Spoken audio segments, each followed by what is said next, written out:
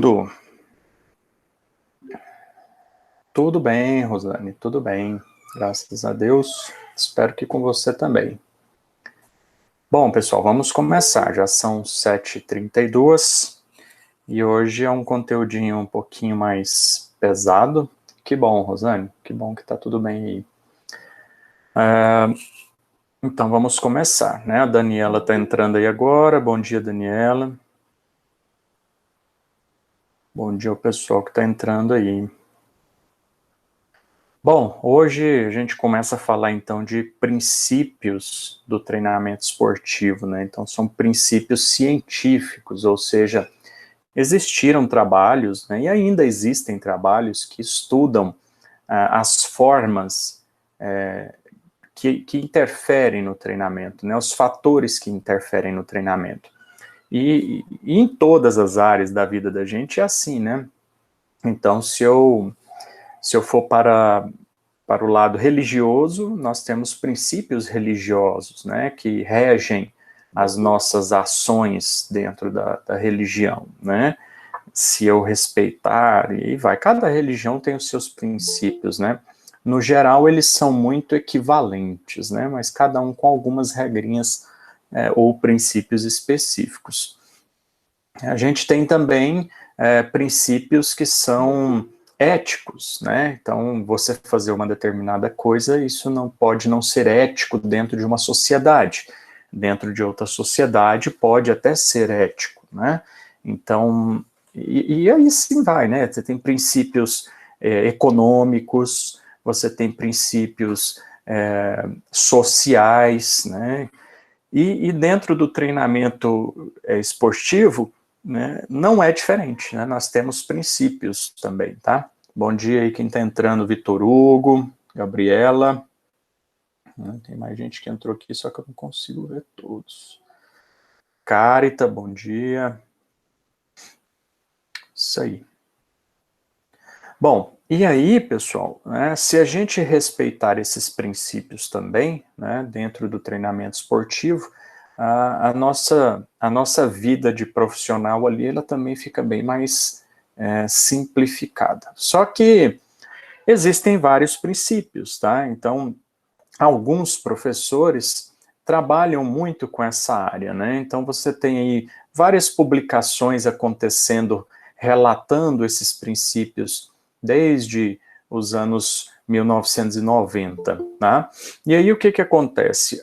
Alguns autores juntam 2, 3 princípios em um só, alguns autores juntam um ou outro princípio, colocam um ou outro como predominante, como mais importante.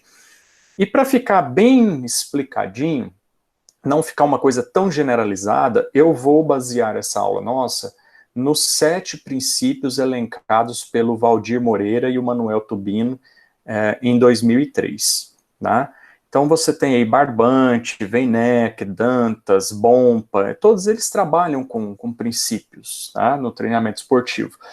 Mas para a aula ficar bem detalhada, e você ir embora quando assistir algum curso e o cara falar lá princípio da continuidade. Por exemplo, o Valdir Barbante, que eu estou colocando aí para você agora, ele não explica detalhadamente o princípio da continuidade, né? Mas ele coloca o princípio da continuidade dentro de um outro princípio, que é o da especificidade, tá bom? Mas ele não detalha dar continuidade dessa forma. Então, se algum outro professor em um curso falar para você assim, porque de acordo com o princípio da continuidade, né, você percebe que isso aqui pode estar bem claro e tal. E aí você vai falar, ei, Borges nunca explicou o princípio da continuidade.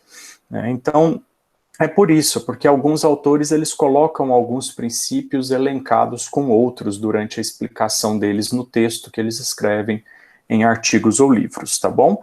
Então aí tem o Weineck, por exemplo, traz um bacana, que é o princípio da ciclalização, né? Ele é o único que fala do princípio da ciclalização, mas ele detalha ele, na verdade, porque todos os outros falam da ciclalização quando fala sobre volume e intensidade. Só que alguns alunos, na hora de ler o princípio do volume e intensidade, né, não entendem a ciclalização que existe, ou seja, o ciclo de treinamento que deve ser feito, né, o microciclo, o mesociclo e o macrociclo de treinamento que deve ser realizado durante um treinamento. Então, todo treinamento ele deve ser ciclalizado. Se isso vai ser periodizado ou planificado, é uma questão conceitual atual de alguns autores. Na verdade, eu chamo de periodização tudo. Meus alunos, eu trabalho com planificação, eu planejo o treino deles, eu não periodizo, eu planejo. Mas eu chamo de periodização, porque eu estou organizando isso de acordo com o tempo que eu tenho disponível, com o período que eu tenho disponível para treinar. Então eu chamo de periodização. Alguns autores ignoram, não gostam do termo periodização e falam que periodização não existe. Eles chamam de planificação ou de organização de treino, que é essa ciclalização que o Wernicke coloca. Mas aí vai de acordo com a sua linha de trabalho, tá? O que você vai trabalhar. Stélio Dantas também colocou 6 aí, né? E o Manuel Tubini e o Sérgio Moreno colocaram 7 aí, com um princípio ainda da treinabilidade, que é inserido dentro de outros princípios para outros autores. Então, essa aula eu vou me basear nesses princípios, nesses 7, para ficar bem detalhado, tá? Pode ficar um pouco cansativo, mas eu prefiro ser um pouco ativo nessa questão e ficar detalhando bastante, para depois você não falar assim que não foi passado na graduação, né? E aí a minha imagem aqui fica nesse processo, tá? Então hoje nós vamos falar de 3 princípios, tá? Da individualidade biológica, da adaptação e da sobrecarga. E aí, que são os mais complexos neles aí, tá? E aí, o da continuidade, interdependência entre volume e a intensidade do treino. A treinabilidade e a especificidade a gente faz na semana que vem, tá bom? Bom, individualidade biológica, né? Já entrou mais gente aí, né? Bom dia para quem está entrando aí, que eu não estou conseguindo ver os nomes, eu só estou escutando o cliquezinho aqui de que tem gente entrando. Mas sejam bem-vindos aí à aula. Bom, individualidade biológica, né, pessoal? Todo mundo já escutou falar sobre individualidade biológica uma ou outra vez, né? E aí, algumas pessoas confundem bastante esse termo individualidade biológica, né? Eles acham que individualidade biológica é que cada pessoa é uma pessoa e o treino de cada pessoa tem que ser diferente um do outro. Ou seja, se eu pegar um grupo de alunos entrando na academia hoje, todo mundo sedentário, está entrando na academia hoje, e eu falar assim, ó, você vai fazer 30 minutos de esteira, depois você vai fazer 2 séries de 15 de supino, 2 séries de 15 de remada, 2 séries de 15 de leg press, 2 séries de 15 de abdutora e 2 séries de 15 de panturrilha, tá bom? Aí chega outro aluno, e aí, tudo bem, tudo jóia e tal, você vai fazer 30 minutos de esteira, 2 séries de 15 de supino, remada, tal. Se eu passar o mesmo treino para todo mundo, tem profissional que vai lá me xingar, fazer esse cara, ele não entende nada de treinamento, ele não respeita a individualidade biológica. E passar o mesmo treino para vários alunos, todos sedentários, não é desrespeitar a individualidade biológica, tá bom? E vou explicar como isso acontece. Então, é equívoco falar que o treino de cada um tem que ser diferente, né? Vamos lá ver por que eu estou falando que o treino pode ser igual, tá? E aí eu vou quebrar com algum paradigma criado por você aí, passado por algum professor. Bom, individualidade biológica é isso mesmo, cada pessoa é uma pessoa diferente. Então, biologicamente, nós somos diferentes. Óbvio que nós somos diferentes, porque nós temos genes diferentes e nós temos aparências diferentes, né? Então, nós temos, até mesmo entre gêmeos idênticos, você tem uma individualidade biológica. Até mesmo entre gêmeos univitelíneos, idênticos, você tem indivíduos diferentes. Tá? Principalmente se eles forem criados em ambientes diferentes, com estímulos diferentes. Né? O que eu estou querendo dizer com isso? Porque apesar dos gêmeos terem cargas genéticas idênticas, a interação desses indivíduos no ambiente, ela passa a ser diferente. Né? Então chega um momento na vida desses gêmeos que, se eles forem separados e criados em ambientes distintos, eles vão ser indivíduos diferentes. né? Eu falo isso porque, apesar da carga genética ser a mesma, o fenótipo deles é diferente. Ou seja, a condição física deles é diferente. Porque o meio que cada um vive interfere na expressão do gene. Eu dou um exemplo brincando sempre em sala de aula, né? Aqui eu não tô porque você não vai ver minha cara e não vai acreditar direito em mim por causa da minha expressão, mas eu dou sempre faço uma brincadeira sempre falando que eu tenho um irmão gêmeo que a gente foi criado em orfanato e eu fui adotado por uma família, o meu irmão foi adotado por uma família rica de Nova York, lá do subúrbio lá de Nova York, e ele só queria um, não queria os dois, só queria um filho. Aí levou meu irmão e me deixou aqui, que fui criado por uma família de piquezeiro, né? Então, esse meu irmão, ele é ricaço, mora em Nova York, trabalha na Bolsa de Valores, ele chega lá na Bolsa de Valores bem cedinho para analisar o mercado anterior, fazer as previsões, e na hora do almoço ele desce lá do prédio que ele trabalha, vai lá na esquina, come 2, 3 cachorros quentes com muita mostarda e ketchup, toma uma Pepsi em lata e sobe comendo um doce ainda para continuar o trabalho. No final do dia, meu irmão volta, pega o metrô, vai lá onde ele deixou o carro no subúrbio, pega o carro e volta para a casa dele, que ele mora num condomíniozinho afastado de casas lá. E aí, nesse caminho, ele passa numa loja, compra um balde de frango frito, senta na frente da televisão e vai assistir um jogo de futebol americano. E não faz exercício. Eu, que fui criado por uma família de piquezeiro aqui no estado de Goiás, na cidade de Goiânia, eu tomo um café da manhã de qualidade, né, eu como frutas durante o dia, a minha carne não é processada, é uma carne realmente de um animal, né, eu faço um lanche também saudável, eu não como um balde de frango frito, eu como uma janta saudável, uma omelete, um disco de carne que eu preparo, um hambúrguer de carne que eu mesmo preparo, alguma coisa assim, né? Por pior que seja a minha qualidade alimentar do sanduíche, sou eu que preparo com alimentos naturais. E faço exercício todos os dias. Tá, meu irmão é mais rico que eu, mas eu sou mais saudável que ele. Ele pesa 110 quilos e eu peso 80 quilos. Então, apesar da carga genética ser a mesma, eu fui criado em um ambiente de alimentação saudável, com alimentos naturais, praticando atividade física e sem estresse do mercado da Bolsa de Valores, e ele foi criado num ambiente estressante, apesar de muito dinheiro, que tranquilizaria o indivíduo, ele é criado num ambiente estressante, que vive pensando em dinheiro dele e dos outros, come mal demais e não faz exercício físico. Então ele pesa 110 quilos, pré-diabético, hipertenso, e eu não. Porque nós dois temos os mesmos genes, gene de obeso. Mas a minha qualidade de vida, o meu estilo de vida me tornou diferente. Então o fenótipo do indivíduo determina muito essas questões. E para eu saber como é esses dois indivíduos, eu tenho que avaliar. Porque a individualidade biológica é isso. Não adianta eu levar em consideração gêmeos, vou passar o mesmo treino para os dois? Posso. Só que um dos gêmeos, ele vai responder de uma forma diferente ao outro, porque eles foram criados em ambientes distintos. Então eu devo avaliar estes dois para identificar em cada um deles qual é o ponto fraco e qual é o ponto forte. Porque o meu treino deve partir deste princípio. Corrigir o que é ponto fraco em cada indivíduo e potencializar o que é ponto forte. Então, quando eu passo agachamento para todos os indivíduos iniciantes que chegam na academia, eu vou ter um Borginho que faz um agachamento perfeito e eu vou ter um Borginho que faz um agachamento péssimo. Mas ele faz o agachamento, assim como esse daqui. Então, eu tenho dois indivíduos fazendo agachamento, todos dois sedentários. Só que um tem mais flexibilidade, o outro não tem. Um tem mais mobilidade, o outro não tem.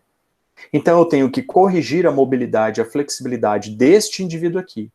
Mas esse indivíduo aqui, ele consegue correr na esteira, o VO2 dele é bom, esse daqui não, o VO2 dele é péssimo, então eu tenho que corrigir o VO2 dele. Mas os dois vão correr na esteira. Agora, qual a velocidade de cada um, quanto tempo cada um, qual o treino de cada um, é que vai ser diferente. Mas os dois vão correr na esteira. Os dois vão fazer musculação. Todo mundo pode fazer supino. Todo mundo pode fazer agachamento e leg press. Agora, a forma como vai fazer o agachamento, se é parcial, se é completo e tudo mais, é que vai ser diferente. A correção que eu vou fazer de cada movimento é que é diferente. Tá certo? É isso, tá? A Daniela já escutou a historinha do meu irmão, né? Borginho e Borgex, só o outro aí, dando trela. Daqui a pouco ele faz figurinha dos Borginhos gêmeos aí. Princípio da adaptação, Lucas? Não, ainda não é o da adaptação. Eu estou falando do princípio ainda da individualidade biológica. Os dois vão se adaptar, tá? Os dois vão se adaptar. Mas ainda está relacionado ao indivíduo, tá bom? Mas todo mundo vai se adaptar, tá? Então eu estou passando esteira e esteira. Os dois vão se adaptar. Só que um, como tem isso como ponto forte, se adapta mais rápido. E como isso aqui é ponto fraco desse, vai demorar mais a se adaptar. Tá certo? Então essa é a diferença. Tá? Então isso é individualidade biológica, tá, pessoal? Então corta essa historinha que alguns professores contam, né, de que se você está passando o mesmo treino para todo mundo, você não é um bom profissional. Tá? Você pode passar o mesmo treino para todos os iniciantes de uma academia. Tá? Eu faço isso com os meus alunos. Mas eu tenho que corrigir de forma diferente. A adaptação de um é mais rápido do que a adaptação de outro. O estímulo para um é mais forte do que para outro. Então eu tenho que corrigir estes parâmetros, não o treino. O treino pode ser igual para todo mundo. Tá bom? Nesse sentido. Tá? Eu tenho uma turma de alunos de treinamento funcional. Antes eram 8 alunos, aí eu tive que diminuir por conta da pandemia, né? Eu alugo uma sala de treinamento funcional lá na Clima 21, pago um valor mensal para eles, e os meus alunos não pagam para o espaço, pagam para mim. Né? Eu dou aula para 4 alunos, agora eu posso ter no máximo 4 alunos. Né? Então eu tenho um casal lá que eu cobro R$ 2.500 deles, do casal, dou aula para os dois ao mesmo tempo, 3 vezes na semana. Eu cobro R$ 2.500 do casal, né? E pago R$ 500 de aluguel do espaço. Naquele horário, a sala de treinamento é minha. Então, antes eu tinha 8 alunos, eu passava o mesmo treino para todos. Então, meu trabalho era muito fácil na prescrição. Né? Então, montar o treino era o mesmo para todos os 8 alunos que eu tinha na sala. E aí, o que acontece? Eu ia corrigindo um de forma diferente do outro. Entendeu? Então, essa correção é que ela é diferente. Como eu vou corrigir? Cada um tem uma facilidade ou dificuldade na hora dessa correção. Tá? Agora não, agora eu tenho que pôr menos alunos na sala, porque se a prefeitura bater lá, a fiscalização bater lá, o espaço vai pagar multa, eu vou pagar multa e assim vai, né? Então tem uma questão aí agora de quantidade de pessoas por metro quadrado. Então agora é uma quantidade menor. Então sai barato ainda para mim, sai barato ainda. Eu dou aula para um casal de 2.500, eu fico com 2.000 por 1 hora, 3 vezes por semana. Né? O mesmo treino, a correção é diferente. E eu pago um aluguel para o espaço, para Clima 21, e a sala é só minha, ninguém entra lá, é só minha. Eu estou pagando o aluguel para usar, é igual médico, tá entendendo? Paga um consultório e só ele atende naquele consultório, naquele horário que ele reservou, que ele alugou o espaço. Então isso é bacana. Né? E aí ninguém interfere no meu treino. Ninguém está vendo o meu treino. Não tem outros profissionais ali olhando ou atrapalhando o meu treino. Mas o treino é o mesmo para os meus alunos. Né? Então eu tinha 8 que faziam o mesmo treino, mas a minha correção era diferente, porque eu respeitava a individualidade biológica. Tinha gente que já tinha terminado o exercício e já ia para outro, enquanto o outro ficava lá. Enquanto eu não corrigisse a técnica dele, naquele momento ele não passaria para frente. Tá certo? É isso que a gente tem que fazer. Né? Na musculação é bem difícil a gente ver isso acontecer. Né? O cara faz exercício de forma errada lá e ninguém corrige. Né? Principalmente com o advento dessas academias de grande fluxo de pessoas, né? Essas academias low cost aí que enche de alunos e aí a correção fica prejudicada. Mas é o futuro nosso aí que a gente está presente aí, né, nesse sentido. Tá? Individualidade biológica, pessoal, é isso. Algum questionamento, alguma dúvida?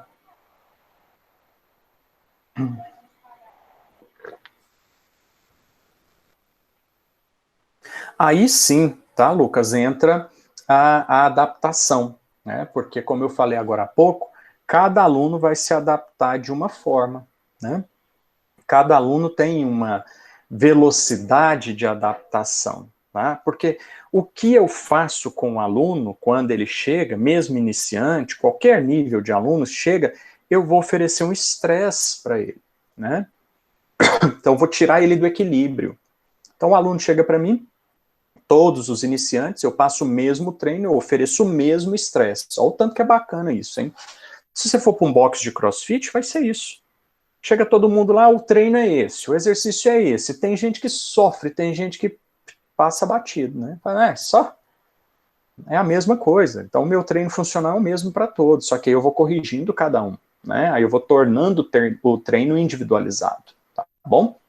Então, porque alguns se adaptam mais rápido, né? Mas o estresse oferecido é o mesmo. Eu tenho que equivaler esse estresse se eu estou trabalhando com uma turma, né? Agora, com treinamento personalizado, é óbvio que é diferente, né?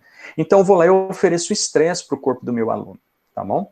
E aí vai chegar um momento que o corpo dele vai se adaptar àquilo, ou seja, aquele estresse para ele já é normal, né? Em todos os sentidos, tá? A gente se adapta em todos os sentidos. Por exemplo, vocês estão assistindo essa aula aí hoje, ninguém está xingando a aula online hoje. Mas o semestre passado, todo mundo falava mal da aula online. Nossa, que saco essa aula online, é cansativo, não sei o quê. E ficar olhando o computador, sentado ali. Nossa senhora, a gente não vê o professor, blá, blá, blá, blá, blá. Todo mundo falando mal da aula online. Aí passou um semestre, o que aconteceu? Todo mundo se adaptou. Eu não acho código, eu não consegui entrar na sala, eu entrei e já estava atrasado e tal. O professor não consegue mostrar o vídeo, o professor não consegue mostrar o slide. Já está todo mundo adaptado. Todo mundo achando bom. Porque você está aí agora de pijama, com o cabelo todo desmagaçado, tomando seu café da manhã, de pé no chão. Tem gente que está no ar-condicionado. Né? E se tivesse no universo, você estaria numa sala, quente, tomando seu café, de tênis apertado, de roupa, tudo com cabelo penteado, chegando atrasado, subindo escada ou pegando elevador apertado. Você vai ver a hora que voltar para o presencial, todo mundo reclamando que tem que subir para o quinto andar, que o elevador estava cheio, que não pode usar o elevador por questão de segurança de transmissão do vírus. Todo mundo vai reclamar. Ai, estava tão bom assistir aula em casa pelo computador que eu podia ficar pelado que ninguém me enchia o saco. Né? Então a gente se adapta. O estresse, ele acontece. Esperto é quem consegue absorver rapidamente esse estresse, se adaptar à situação. E aí cresce. Você está entendendo? Então aconteceu isso com a quarentena. Com o treinamento é a mesma coisa. Só que o estresse que eu posso oferecer para o meu aluno, né, é um estresse físico. Eu não vou oferecer um estresse elétrico e eu não vou oferecer um estresse bioquímico ou químico. Tá? Um estresse elétrico, eu posso até oferecer. Tem algumas academias que trabalham com estresse elétrico. Você veste um macacão, esse macacão é ligado a um computador, você regula uma carga, e ele, ônibus lotado, ó, a Carita aí, ó, lembrando, né, dos prazeres de andar num ônibus lotado, né? O macacão dá estímulos no músculo e a pessoa faz um treininho com esse macacão dando choquinho nela lá e promovendo contrações musculares, né? E 20 minutos de aula o cara terminou. Mas é restrito esse estímulo elétrico que a gente pode fazer, tá bom? Estímulo mental, eu até posso, se eu entender bem da psicologia do esporte, se eu tiver segurança para fazer isso e conhecer muito bem o meu aluno, eu posso oferecer um reforço positivo, ou alguns alunos eu vou ter que oferecer um reforço negativo, para que ele possa, então, sofrer o estresse desse esforço e se adaptar e evoluir, consequentemente, né? Porque para que eu vou oferecer um estresse? Para que o corpo do cara se adapte e, consequentemente, cresça. Né? Se adaptou, eu posso aumentar. Se adaptou, eu posso aumentar. Se não adaptou, não adianta eu querer aumentar. Ele vai ter prejuízo. Já te mostro como isso vai acontecer. De ordem farmacológica, de ordem química, de ordem bioquímica, é um nutricionista que vai mexer com isso, né? Um médico que vai mexer com isso, um endócrino que vai passar alguma coisa, né? O nutricionista pode passar cápsulas de cafeína, pode passar cápsulas de gordura ômega 3, né, ômega 6, ele pode passar cápsulas de carnitina, de L-carnitina, de creatina, pode passar comprimido de um monte de coisa, né? Pode passar para você comprimidos de aminoácido, ou pós também, né? Manipulações de aminoácidos, de gorduras, de carboidratos. Pode passar para você uma ribose, pode passar para você glicose, carboidrato em gel, ele pode passar um monte de coisa, né? Ou seja, seu corpo não está acostumado com tanta proteína. Na hora que você joga proteína, ele vai te te oferecer uma reação. Né? E vai chegar um ponto que você se adapta. O grande problema do bioquímico é isso, né? A gente se adapta rapidamente a essas questões. Mas isso tem que ser pensado, né? Direto tem gente perguntando assim, Borginho, você vai me chamar para fumar um charutinho? Não? Eu falei, eu não. Charuto é uma substância química, é um tabaco, você pode se viciar, né? Apesar do charuto ter algumas comprovações de que não vicia, mas você pode. Então não vou te oferecer, né, um charuto, porque isso é uma substância química, não faz isso, isso não é meu papel. Agora, se eu estiver na tabacaria e você chegar lá e sentar na minha mesa, você vai fumar um charuto comigo, mas eu não posso te oferecer isso, tá? A pessoa tem que tomar a consciência dela e agir por conta própria com relação a essas substâncias químicas, né? Se eu estiver na balada com minha bala, com meu papel, também não vou te oferecer.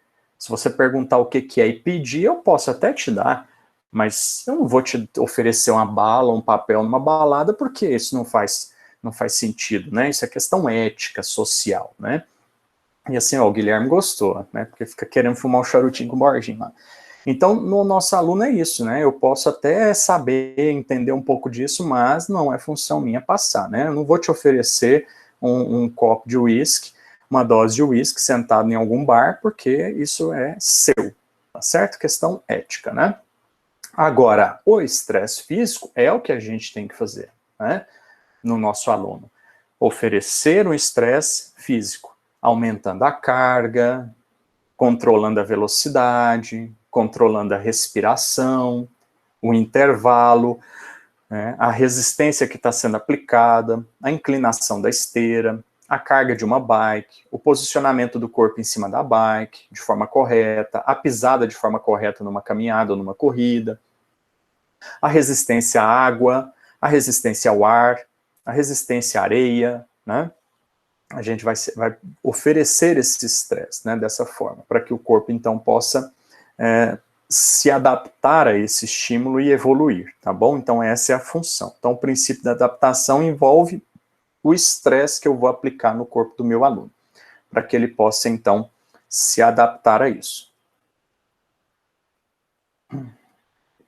Agora, o estresse que eu vou aplicar no corpo do meu aluno, ele tem vários níveis, né? E aí depende de como você quer agir como profissional, tá? Então, que tipo de estímulo eu quero oferecer ao corpo do meu aluno, né? Se é um aluno que está procurando saúde, qualidade de vida, eu vou oferecer um estímulo para ele que é um pouco mais fraco. Se é um aluno que está procurando rendimento, eu vou oferecer um estímulo para ele que é bem mais forte. E aí vai depender muito, né, do aluno e do meu posicionamento profissional no mercado, né? Então, vou dar o exemplo do Borginho para você entender como eu faço e entender até onde você pode chegar. O Borginho é um profissional que trabalha com qualidade de vida. Eu não estou preocupado com performance dos meus alunos, né? Eu estou preocupado com a qualidade de vida, eu trabalho com isso. É o meu nicho de mercado, é emagrecimento e qualidade de vida.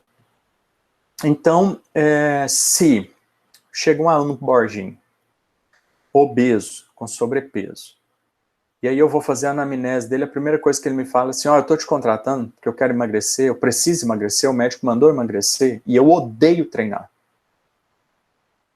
Eu vou fazer as outras perguntas de praxe, porque eu já não preciso mais das outras perguntas.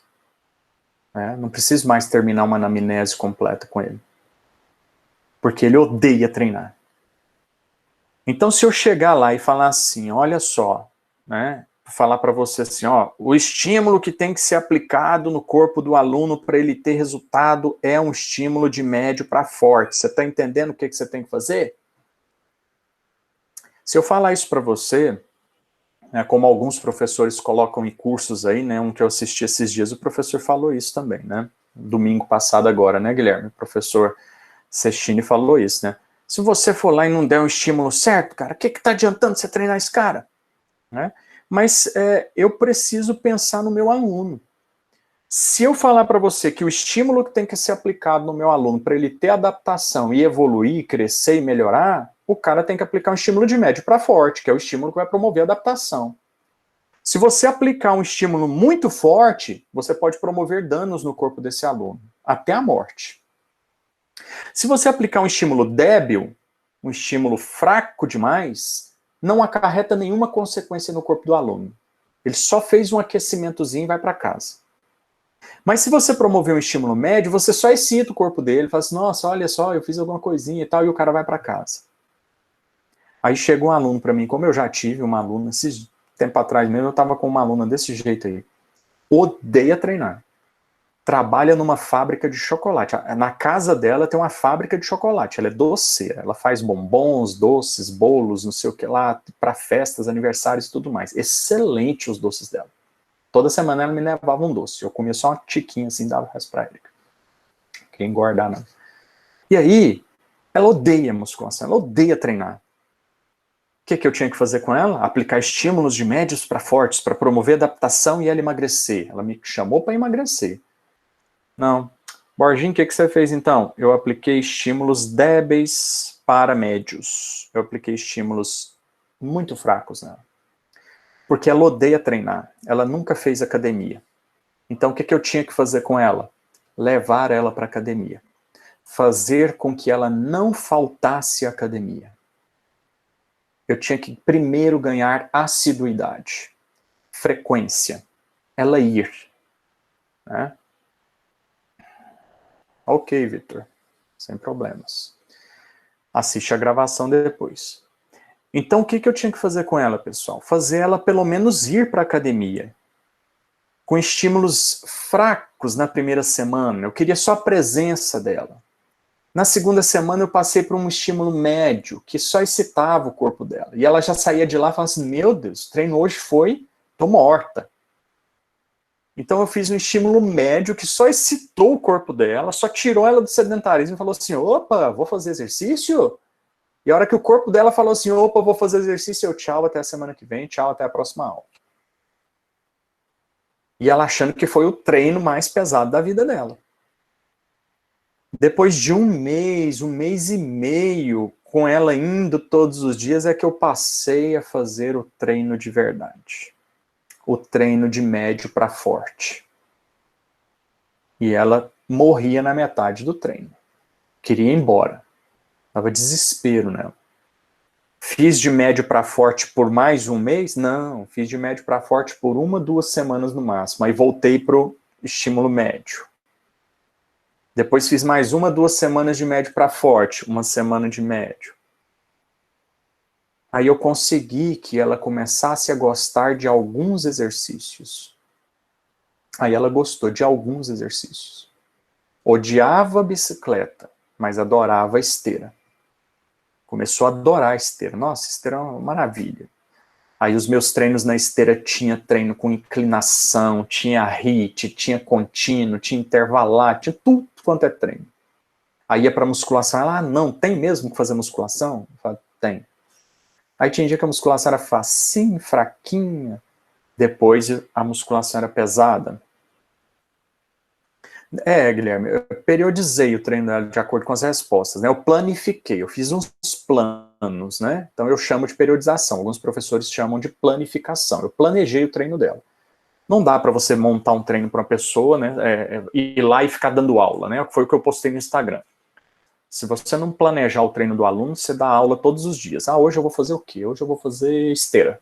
Ah, hoje eu vou fazer transporte. Não, hoje é transporte, tá? Hoje é transporte porque hoje... Não, tem que ser planificado, tem que ser planejado, tem que ser organizado o treino. Ou seja, tem que ser periodizado, né? Periodizar é colocar as ações que você tem que fazer dentro de um período de treinamento específico. Então ela me contratou por 3 meses, eu fui lá e montei 3 meses de treinamento para ela, entendeu? Periodizei, né? Planejei o que vai ser feito nos 3 meses. E no caso dela deu certo, entendeu? No caso dela deu certo. Ela ficou comigo por 1 ano e meio. Aí depois aconteceram algumas questões da família dela, só um minutinho. Acabando a bateria aqui. Aconteceram algumas questões na família dela e o horário de treino já não dava mais para ela fazer, sabe? Mas aconteceu tranquilamente, o que estava planejado aconteceu, tá bom? E então é isso, né? Então você tem que saber que estímulo você vai aplicar e que horas você vai aplicar. Não significa que a vida inteira você tem que aplicar estímulos de médios para fortes, tá bom? Estou falando aqui, Quando você quer a adaptação, você tem que ter um estímulo de médio para forte. Em que sentido? Se hoje eu busco hipertrofia, o meu treino de musculação hoje tem que ser de médio para forte. O meu treino de cardio pode ser débil ou médio. O dia que eu quero melhorar o VO2, quando o meu objetivo naquele microciclo, naquela semana, é melhorar o VO2, eu tenho que ter um estímulo na esteira, na bike, na corrida de rua, onde for, de médio para forte. Lá na musculação, eu posso cair com estímulo para médio ou débil, porque o meu objetivo principal é o outro. Então eu tenho uma ou duas valências que eu vou trabalhar naquela semana, naquele mês, e que eu devo dar ênfase. Quando eu falo que eu vou dar ênfase em uma valência, aquela valência que eu vou trabalhar, eu tenho que promover a adaptação do corpo do meu aluno. Para promover a adaptação, eu tenho que dar um estímulo de médio para forte, para que ocorra a adaptação, para que ele possa crescer. Quando eu estou trabalhando uma valência na sua capacidade máxima, e ela é o meu objetivo, ou duas valências, as outras, ou uma ou duas a mais que eu vou trabalhar, elas podem ser com estímulos mais fracos, porque naquele momento eu não estou procurando a adaptação do corpo do aluno naquilo, eu só quero manter. E só quero manter, eu posso apenas excitar, dar um estímulo médio. Tá entendendo? Então eu vou fazer um treino de hipertrofia e VO2 na semana. 30 minutos de melhoria de VO2, 30 minutos de neuromuscular. Sem problemas. Aí flexibilidade, eu vou dar um estímulo médio. Mobilidade, eu vou dar um estímulo médio. Ou flexibilidade e alguma outra valência, resistência. Né? Então você vai ver o que você vai trabalhar nesse sentido. Ficou claro, pessoal? Conseguiram perceber o que é adaptação? Eu sempre dou exemplo lá em sala de aula, em várias disciplinas, de um aluno que vai começar comigo, e aí eu faço para ele eu deixei alguns slides escritos aí, o conceito disso que a gente acabou de falar, tá? Eu dou sempre o exemplo de um aluno que vai fazer uma volta no Areião comigo. Na primeira semana, no primeiro dia, ele começa conversando, aí na metade da volta ele já para de conversar comigo, fica ofegante, pressão arterial sobe, frequência cardíaca sobe, frequência respiratória sobe, e termina a volta no Areião cansado. 25 minutos uma volta no Areião andando, caminhando, e ele termina ela cansado. Eu estou dando um estímulo físico para ele. Aí chega um treino, semana, um mês, dando uma volta todos os dias, às 5 da tarde no Areião, o corpo dele já está adaptado, ele termina a volta conversando comigo. Ele se adaptou. Aquele estímulo para ele já não é mais médio e forte, é médio. Está só excitando o corpo dele. Aí chegou o momento, vou aumentar, agora eu vou dar 2 voltas com esse indivíduo. Aí eu ofereço um estímulo físico a mais. Na metade da segunda volta, ele para de conversar de novo, fica ofegante, pressão arterial elevada, frequência cardíaca elevada, fica transpirando. No final da segunda volta, o cara, poxa, o treino hoje foi pesado, hein?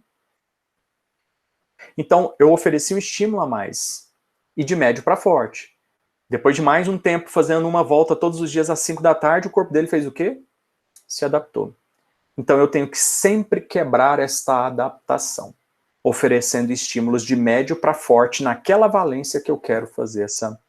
Tá? Então quando a gente escutar um professor, que nem eu estava dando exemplo para o Guilherme aí, do professor que a gente fez um curso domingo às 9 da manhã, falando de ciclo de Krebs, né? E ele falando que se você não der o estímulo assim, o cara não tem evolução, mas às vezes não seja o seu objetivo, né? Então eu não posso generalizar e pegar o cara e dar todos os estímulos de médio para forte nele. Eu tenho que saber qual a valência que eu vou estar dando estímulo naquele momento. E aí o professor que a gente assistiu no domingo anterior às 9 da noite, ele falou muito bem, né? Então quais valências eu vou escolher para trabalhar nessa semana? E quais vão ser negligenciadas? Porque eu quero negligenciar. Eu não quero trabalhar resistência, eu não quero trabalhar VO2. Eu quero trabalhar força, eu quero trabalhar... E aí vai. Né? E ele foi muito feliz nessa colocação. Então eu tenho que pensar no que eu vou trabalhar. Tá certo, pessoal? E domingo agora começa de novo, né, Guilherme? É domingo agora? Dia 23 tem outro curso dele lá, né? De musculação, de grátis. 4 domingos de aulas, né? 4 domingos, das 9 às 11 da manhã, de grátis, o cara falando sobre treinamento de musculação, até de periodização na musculação ele vai falar lá, né? Algumas coisas vão ser muito proveitosas, outras nem tanto, mas meu pai me falou assim, ó, enquanto 2 burros estiver relinchando, você para escutar que você vai aprender alguma coisa do relincho deles. Então, né, que eu sou um burro mais burro, então, onde, Gabriela? Na página do professor Polito, tá? Professor Polito, no Instagram dele, você, Prof. Polito, tá bom? Prof. Polito. Tá? Acessa lá, que são só 2.000 vagas, tá bom?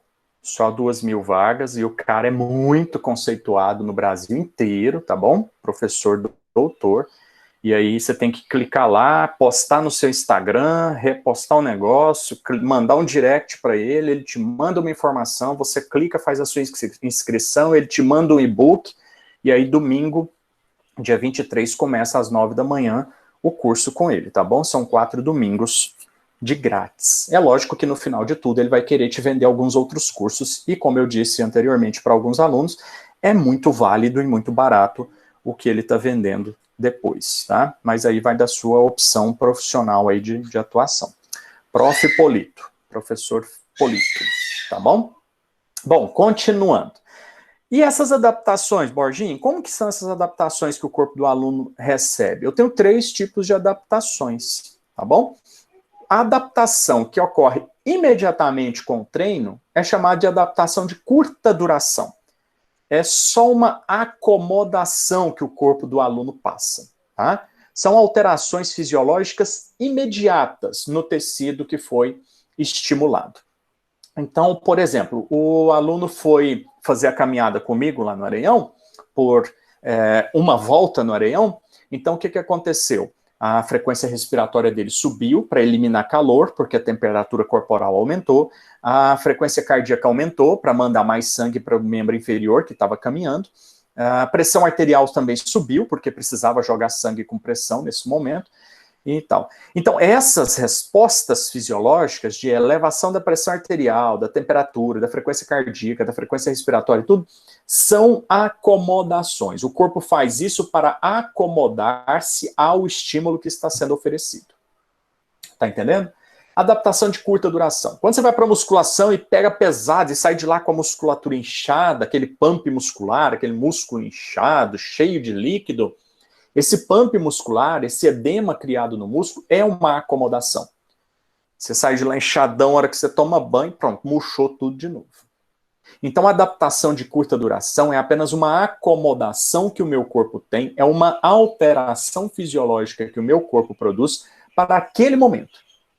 Porque ele tem que responder àquele momento. Se eu estou fazendo musculação e ele não inchar meu músculo de substrato, eu não vou ter substrato energético para fazer aquele treino, tá bom?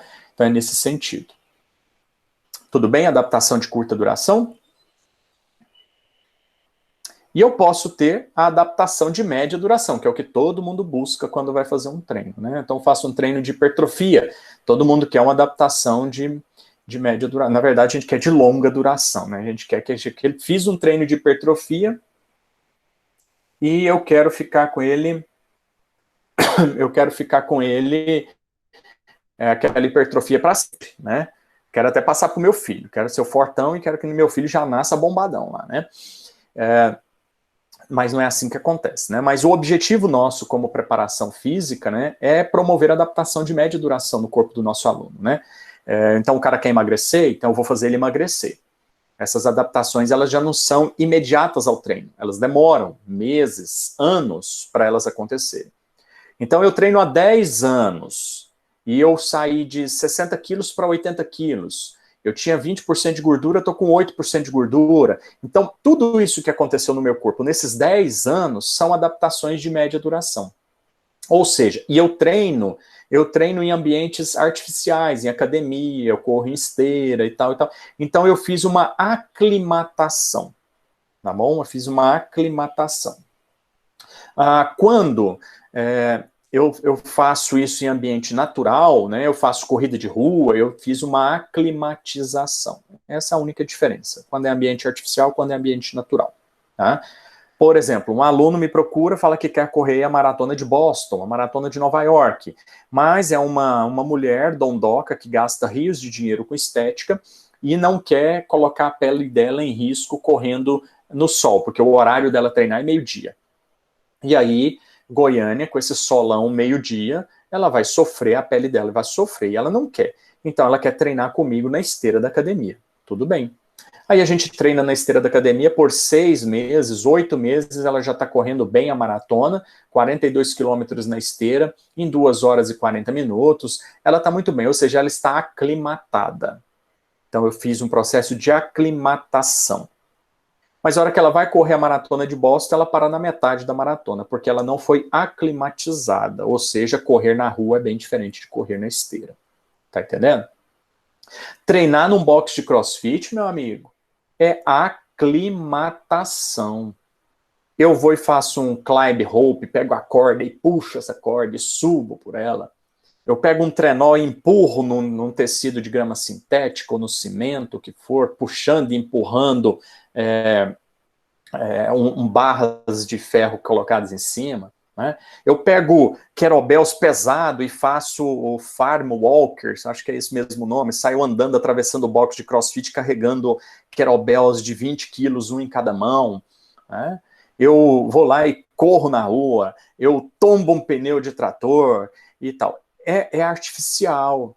Né? Então eu aclimato a isso. Se eu pegar esse cara do box de CrossFit, jogar ele na roça, meu amigo, lá na fazenda, que ele vai ter que tirar o pneu do trator, com a roda, cheio de ar, tombar esse pneu para um lado, pegar o outro novo, colocar no lugar. A hora que ele estiver lá no meio da roça mesmo, lá da roça de, sei lá, de feijão, e o burro morrer, ele vai ter que botar o cabresto da carroça na cintura e vai ter que arrastar a carroça naquele terreno lameado. Não é um trenozinho, entendeu? Num tecidozinho sintético, não. Ele vai ter que puxar uma carroça cheia de saco de feijão. Tá? Ele vai ter que puxar a corda de verdade, carregando e levantando saco de feijão para colocar em cima de um depósito. Né? Então, são questões naturais. Ele vai sofrer saindo do box de CrossFit e indo para a roça trabalhar.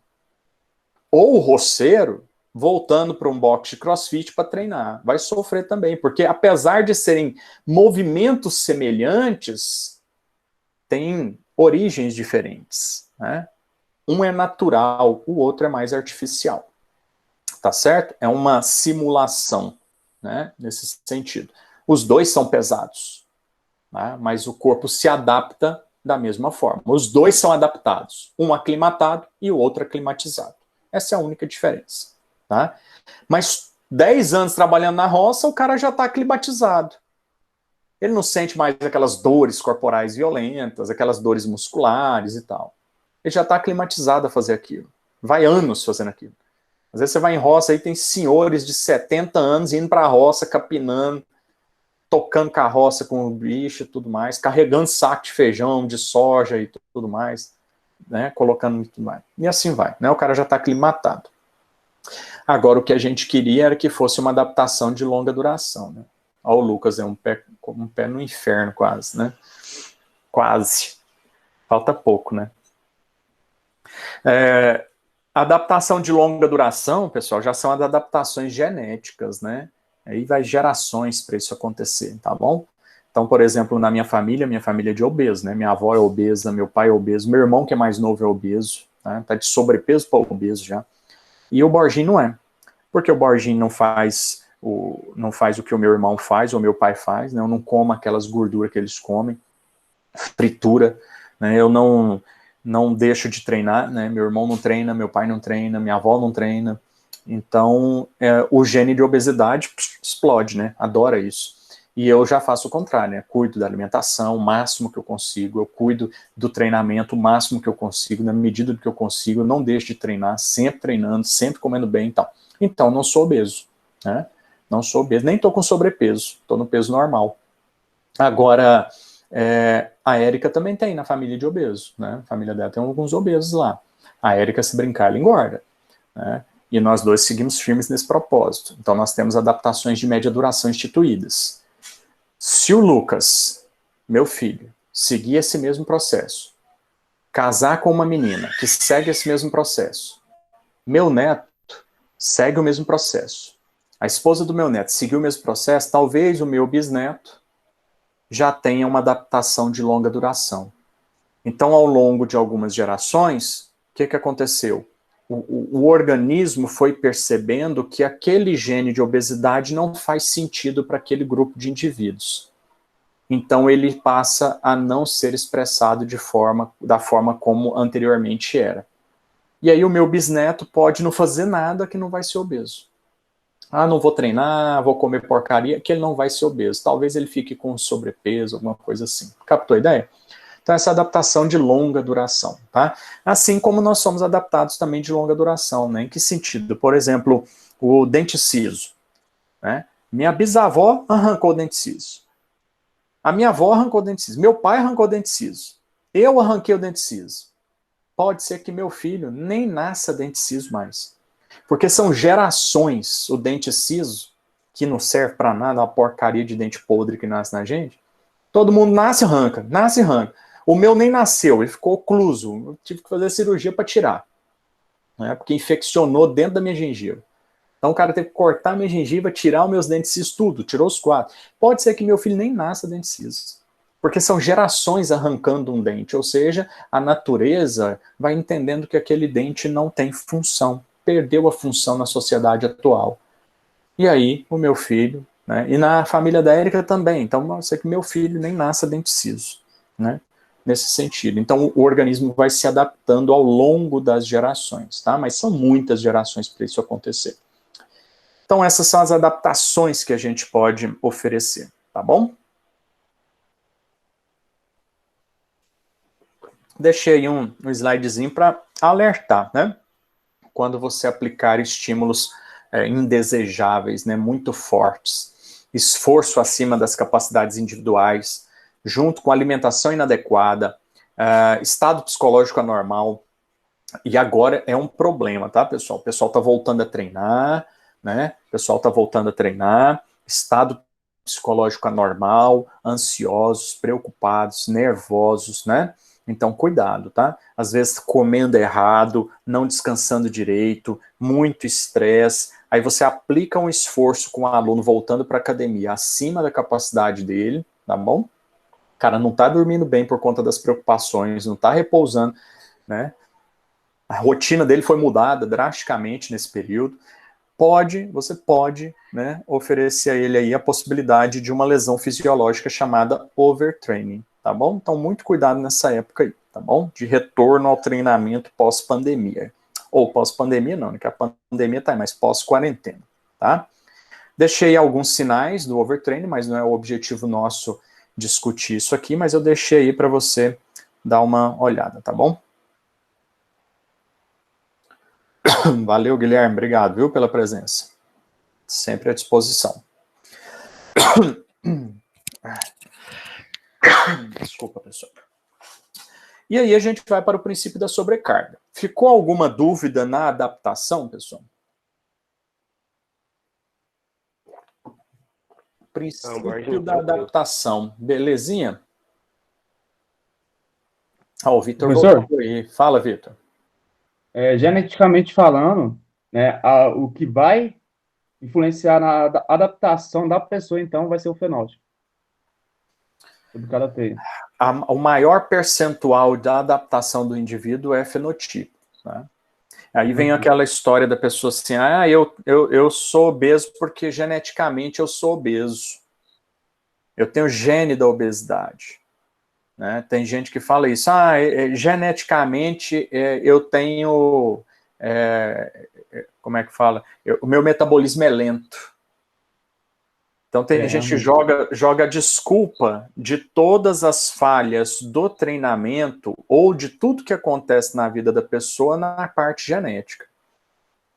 Então se falar assim, Vitor, você quer hipertrofiar, 30% só dos seus genes vão influenciar nessa sua hipertrofia. Vamos falar que você é péssimo para ter hipertrofia. Péssimo. Geneticamente você não tem tipos de fibra e genes que vão te oferecer ou favorecer uma hipertrofia. mas você consegue 70% de resultados positivos com o estilo de vida. Óbvio, você vai ter que mudar muita coisa. Seu descanso, hidratação, alimentação e o treinamento muito forte, para que você consiga ter uma hipertrofia significativa perto de um indivíduo que já tem um gene favorecendo ele a ter hipertrofia, a ser muito forte, a ter muita massa muscular nesse sentido. Tá entendendo? Eu falo sempre em sala de aula que o que a gente é hoje, o fenótipo nosso, ele é determinante no nosso processo, tá? Ou seja, o nosso estilo de vida, o que nós fazemos hoje com a gente, em todos os sentidos, determina 70% do que a gente é hoje, aproximadamente. Se eu estou jogando os valores percentuais para você entender que é ampla a maioria da sua ação. O que você vai fazer hoje, o que você vai gerir de resultado hoje, 70% é a sua ação. Então, se você falar assim, não, treinamento esportivo é muito chato, Borginha é muito chata, essa disciplina é muito chata, você está ferrado, porque você está colocando na sua cabeça, só 30% dos seus genes vai falar assim, não, vai lá, assiste que é bom. Tá entendendo? Só dando valores assim para você perceber que a sua ação, a sua atitude é que determina os resultados que você vai ter hoje, em todos os aspectos, tá? Em todos os aspectos, religioso, ético, moral, financeiro, o que você quiser avaliar, físico, né? Tudo que você fizer, qual é a atitude sua hoje para o que você precisa fazer. Pois você poderia ter acordado 7 horas da manhã e falado assim, não vou assistir a aula do Borginho, não, meu Deus do céu, aquela aula do Borginho, e ficar quieto, sem assistir a aula. Qual é a atitude que você teve? Sentar na frente do computador 7 horas da manhã para escutar o Borginho. E isso vai fazer diferença para você. Porque pegar um livro e ler sobre esses princípios, Vitor, você concorda comigo que é muito simples? Se você pegar o conceito desses princípios aí, você não sabe o que é o princípio?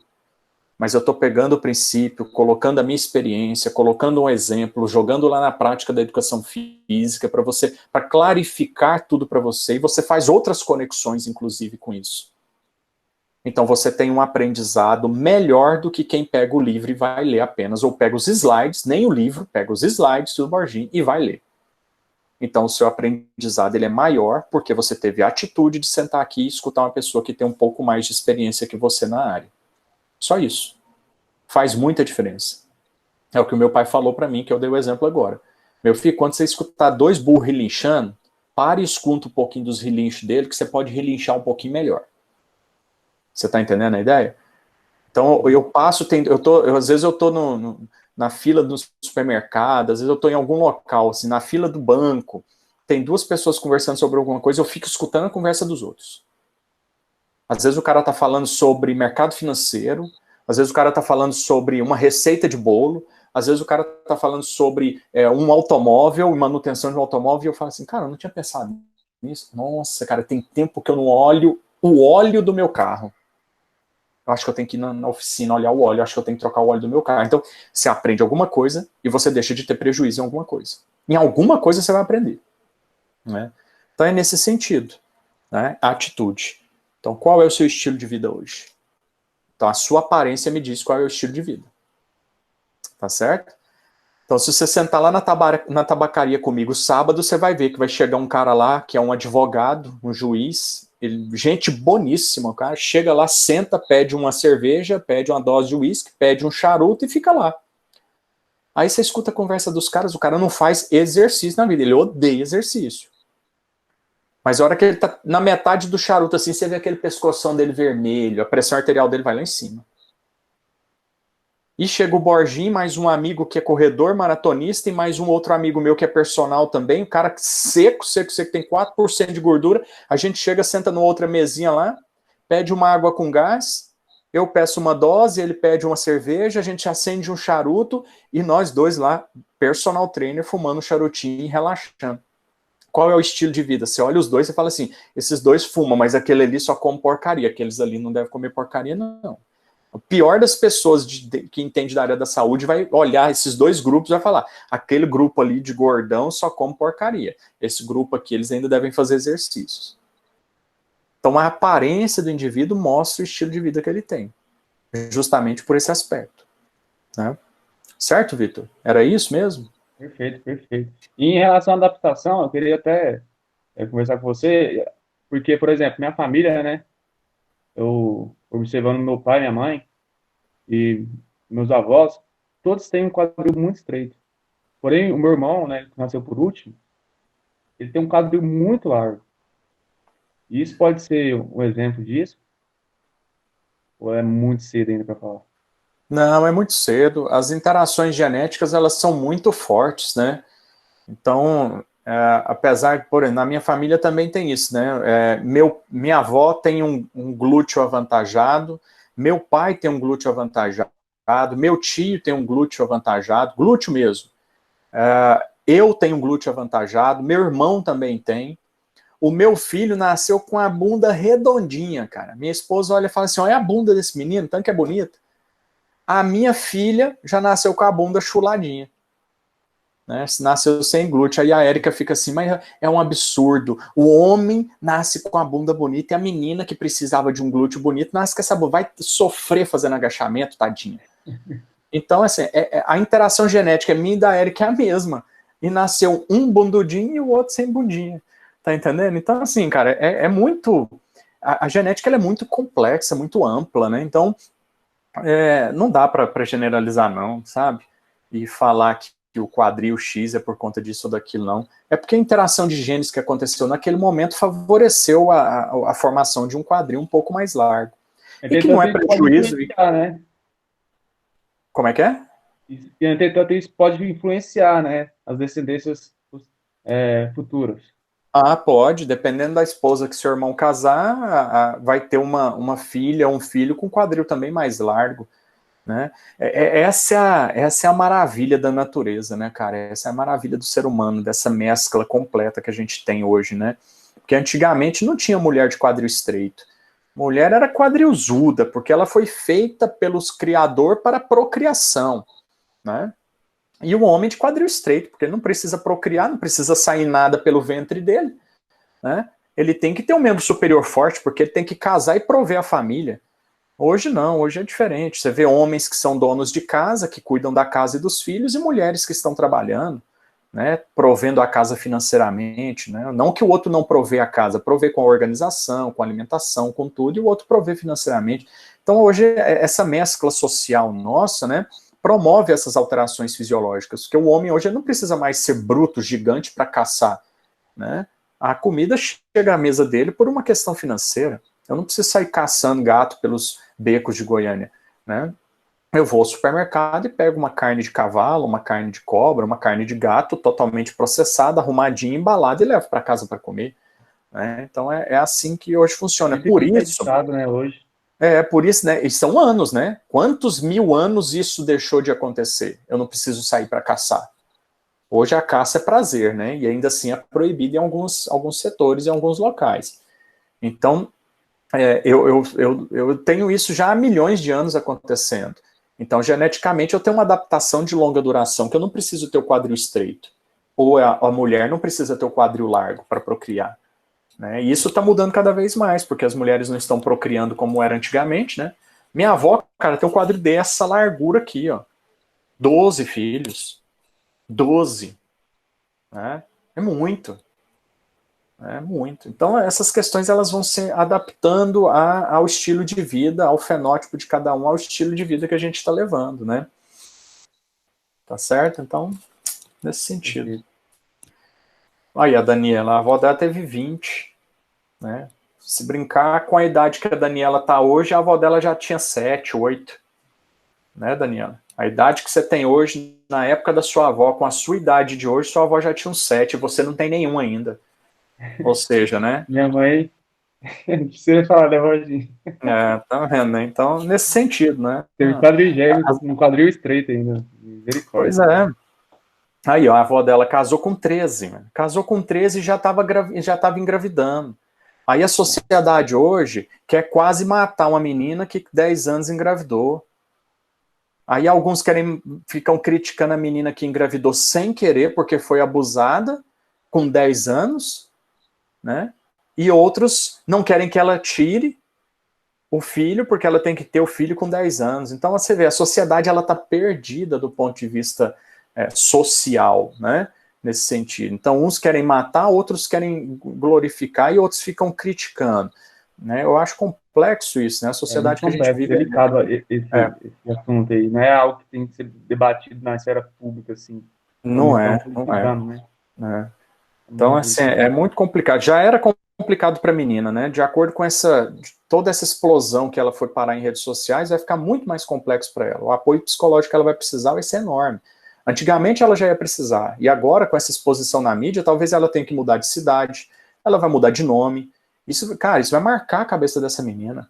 Talvez ela tenha que se afastar da mãe, do resto da família toda, para ela viver, porque senão ainda vai ter um vagabundo aí que ainda vai matar ela porque ela tirou o neném, entendeu? Então hoje a gente está meio perdido nesse sentido, né? Infelizmente, né, a sociedade nossa está desequilibrada em alguns Da aspectos, né? família já foi afastada, né? Por causa que a família que abusava dela, né?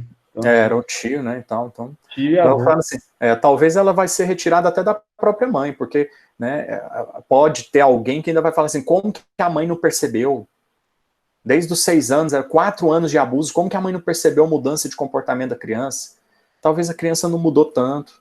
Talvez a mãe não percebeu porque estava trabalhando para pôr comida em casa. E algumas pessoas ficam criticando algumas coisas ainda, né? Eu não critico, eu falo assim, cara, só quem está vivendo lá para saber qual é o comportamento que a mãe teve, que a criança teve, por que a criança não falou, por que o cara fez isso, por que a mãe... Então é muito complicado isso, né? Não cabe a gente ficar julgando. Mas eu tô te colocando aí, né? A avó da Daniela, com 13 anos, já estava casada e provavelmente engravidando. Né? Com 13 anos. Aí vem gente falar da menina com 10 que foi abusada e engravidou. Então, coitada da menina, né? A gente tem que aguardar aí que Deus cuide dessa criança aí, para ela não ter nenhum problema psicológico muito sério e que alguns psicólogos possam oferecer o serviço para ela aí com qualidade, para ela sair dessa e viver bem. Porque eu acho que a gente pode, tem direito de viver bem em todos os sentidos, né? Eu espero isso, eu desejo isso para ela e espero que tenha algum psicólogo aí com qualidade suficiente para trabalhar ela nesse sentido, porque não vai ser fácil. Né? Uma criança de 10 anos, por que eu mudei meu nome? Né? Por que eu não moro mais naquele lugar? Porque eu tinha amiguinhas naquele lugar. Cara, isso vai ser pesado para ela, entendeu? Vai ser pesado para ela. Já tá sendo, né? Então, vamos orar por ela, né? Para que ela possa, Tá. então, né, evoluir nesse sentido aí, melhorar rapidamente. Fisicamente, ela já está bem, né? Os médicos já estão quase dando alta para ela. Então, ótimo, né? Foi um aborto bem feito, bem estruturado, não levou lesão para o organismo dela, e futuramente ela vai poder ser mãe, se for desejo dela, né? Se ela curar desse trauma. Bom, vamos lá, continuar. Mais um princípio, né? Então, adaptou o corpo do seu aluno já se adaptou, chegou o momento de aplicar uma nova sobrecarga, né? Então, agora chegou a hora, vou aplicar a sobrecarga. Então, eu aplico uma carga no aluno, ele vai se desgastar, o organismo dele vai recuperar e vai oferecer um pouco a mais de condição. Quando o organismo oferece um pouco mais de condição, é que eu posso aplicar uma sobrecarga. E essa é a nossa briga dentro do treinamento. Descobrir o momento adequado de aplicar sobrecarga. Tá bom? Você vai passar a vida inteira brigando para achar o ponto de aplicar essa sobrecarga. Eu erro até hoje comigo. Tô voltando a treinar, fui fazer o supino, fiz com a carga levinha, belezinha, fiz o supino, borginho, feliz da vida com o supino, com 10 quilos de cada lado da barra, sossegado, tranquilão, sem dor no peito, passou 2 semanas, não, tá tranquilo, agora eu vou aumentar a sobrecarga, coloquei 100% a mais de sobrecarga, porque eu fazia com 40 quilos antes da quarentena, 40 quilos de cada lado meu supino, 3 séries de 10, aí quarentena não treinei nada, né? Aí tô voltando a treinar, coloquei 10 quilinhos, passou 15 dias, eu falei, vou aumentar, vou colocar 20 quilos aqui. Coloquei 20 quilos de cada lado, 2 dias depois não estava aguentando de dor no meu peitoral. Ou seja, apliquei uma sobrecarga excessiva ou apliquei ela no momento errado. Né?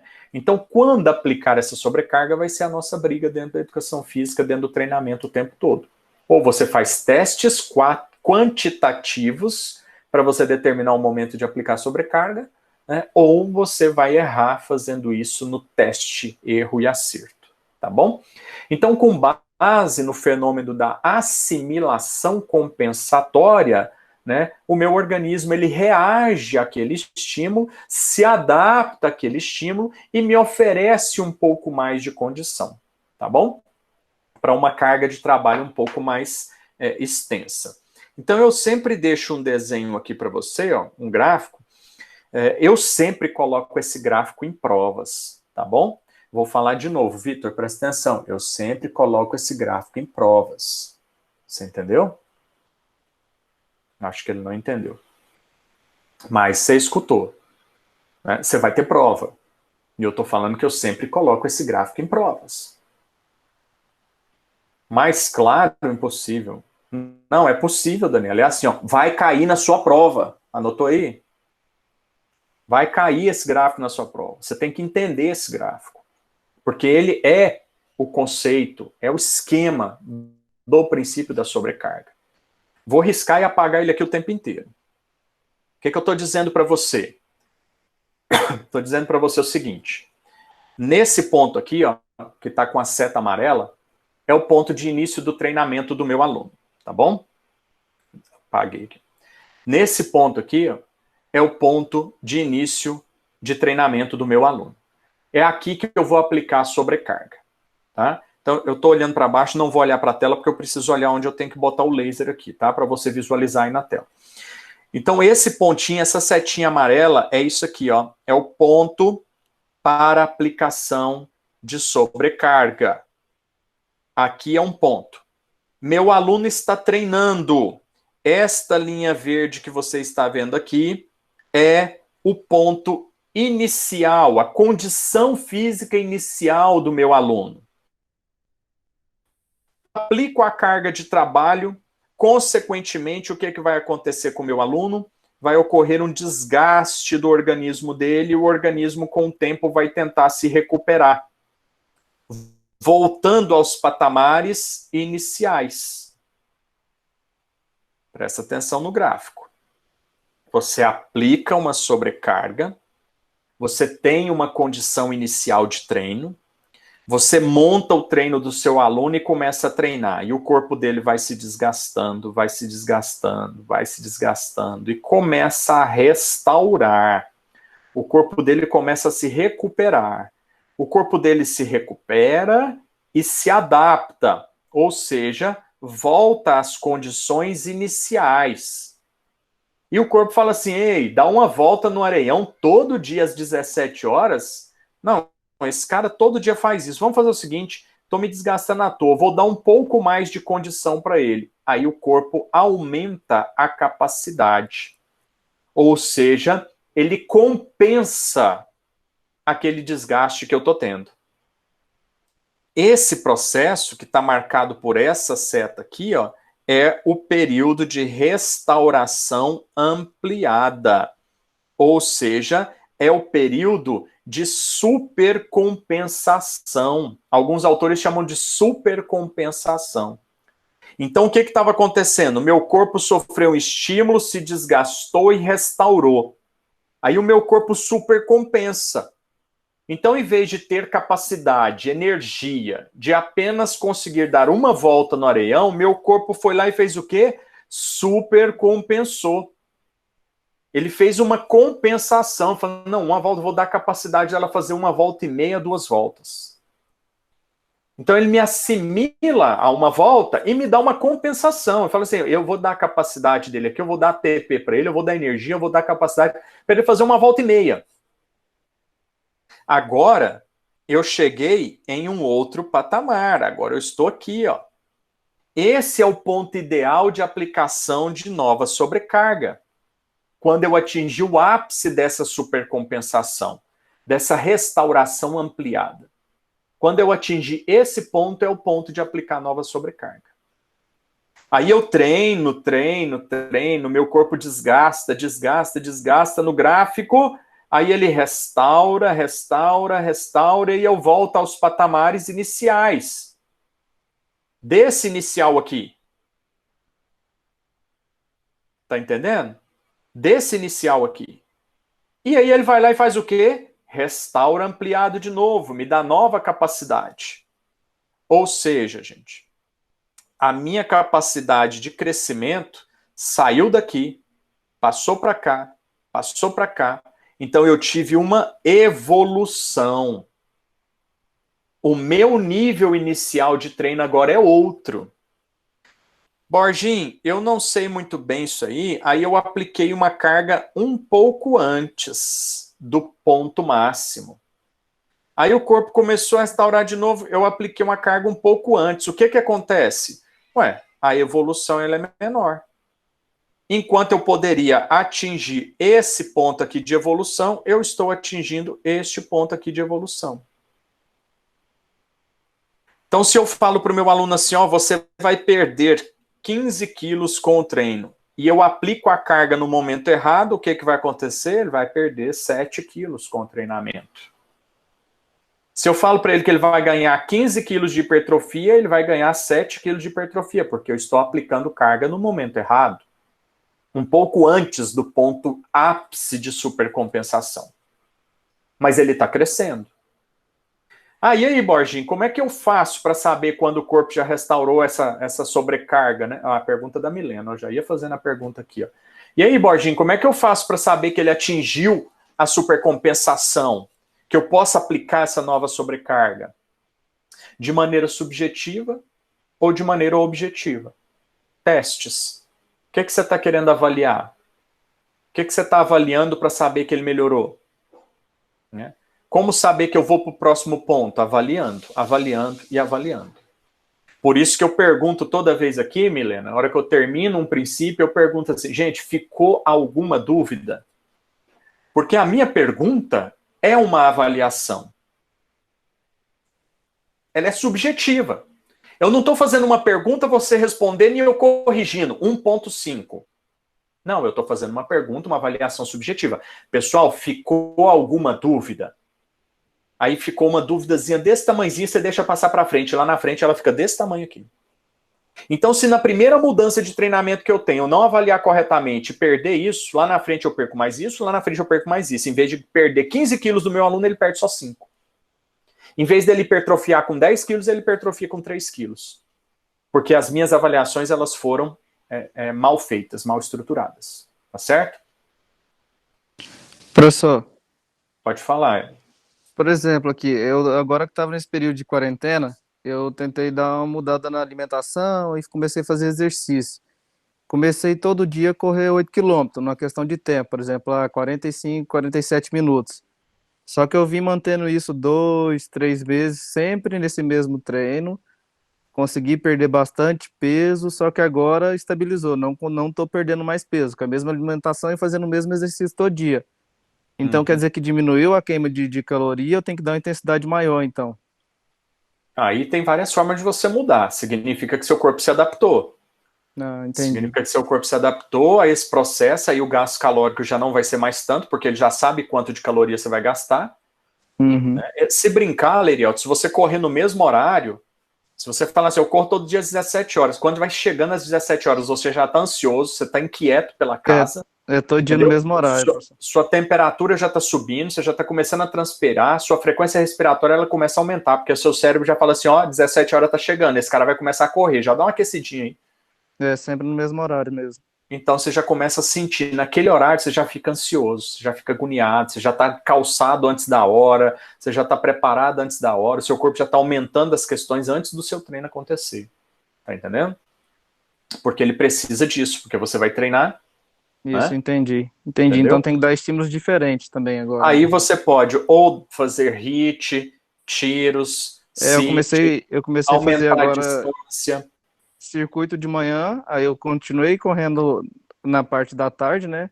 E coloquei fazendo circuito de manhã também, para dar uma mudada, né? Aí tem muita coisa, muita forma de mudar. Aí depende da sua disponibilidade, do que você gosta, do que você quer fazer. Você pode aumentar a velocidade da corrida, a distância da corrida, o terreno da corrida, o local da corrida. Tem muitas coisas para você fazer. Aí eu corro em volta do areião assim, então corre assim agora. Então mudar o anti-horário para o horário já muda o estímulo do seu corpo. Né? Então tem muitas formas de você mudar aí o estímulo que você vai aplicar. Tá? Entendi, professor, obrigado. Certo. Fala, Milena. Outro estímulo que pode mudar, tipo assim, seria um estímulo mudar o horário da corrida, mas, tipo assim, colocar outros estímulos, igual o senhor falou, e colocar em outros horários também ajudaria? Ajudaria. Seu corpo vai responder de forma diferente. Então, se ele corre às 17 horas, você correr às 7 da manhã, seu corpo vai responder de outra forma. A quantidade de substrato energético, de glicose circulando no sangue é diferente. Ele vai Você ter ter que se acabado adaptar de de acordar, novo, né? vai ter que se adaptar de novo, tá Entendi. certo? Mas, Milena, eu não posso falar isso pro meu aluno de personal, né? Aham. Eu não posso falar para ele assim, olha, você treina todos os dias às 7 da manhã, agora seria interessante a gente correr às 18 horas, tá? Então, nosso treino agora vai ser às 18. O seu aluno, ele vai embora, vai falar, mas 18 eu não posso, eu tenho que ir para casa cuidar dos filhos e E o tal. que que eu Aí ele posso fala que eu não fazer? vou ter resultado, ele vai te largar, né? Ele vai contratar outro personal para correr com ele às 7 da manhã. Uhum. Ah, o que que eu posso fazer então, Borginho? Mudar os Mudar, estímulos, mudar né? outros estímulos, Aham. né? Mudar outros estímulos que você pode ter ali naquele horário. Eu não consegui Certo? entender direitinho ainda. É a minha pergunta que eu te falei aí, falei que eu entendi, mas eu ainda tô com dúvida. Ah, Porque, no caso, tem a sobrecarga, coloca, aí vai ter a restauração e depois a restauração ampliada. isso. Aí eu tô tentando entender como é que eu vou certinho quando eu vou colocar outra sobrecarga. Aí, Milena, você vai ter que avaliar, porque esse gráfico ele é geral, ele é para tudo, é para hipertrofia, para Aham. emagrecimento, para resistência, para força, para VO2. Então você vai ter que pegar, por exemplo, estou fazendo VO2, né? Eu preciso melhorar o VO2 do meu aluno. Então você vem aqui, aplica uma sobrecarga, um treino de corrida, o corpo dele desgasta, o corpo dele restaura e supercompensa. Quando é que eu vou aplicar outro treino para melhorar ainda mais o VO2? Quando eu fizer um teste de VO2 aqui, eu tenho um resultado. Quando eu fizer um teste de VO2 aqui, eu tenho outro resultado. O resultado foi progressivo, chegou no patamar que era esperado pelos protocolos, chegou. Então, a hora que chegar nesse patamar aqui, eu avaliar e eu tiver um resultado que o protocolo me disse que eu atingi, chegou o ponto de aplicar nova sobrecarga. Então, o correto seria colocar a sobrecarga, aí depois coloca um treino moderado, como é que é? Para depois Não, pode carregar. ser progressivo, só que você tem que avaliar constantemente para saber se atingiu o resultado desejado. Uhum. Então, Tá? não seria interessante colocar uma sobrecarga, aí diminuir mais uma vez, tipo assim, colocar uma constante igual ele estava antes, para depois sobrecarregar de novo? Pode ser, se você tiver o objetivo de avaliar mais para frente, não tem problema. Entendi. Tá? Então, por Então, tá bom. exemplo, com meus alunos, como que eu trabalho? Eu não fico fazendo avaliação no final do protocolo estabelecido. Às vezes eu aplico o protocolo 2 vezes para reavaliar.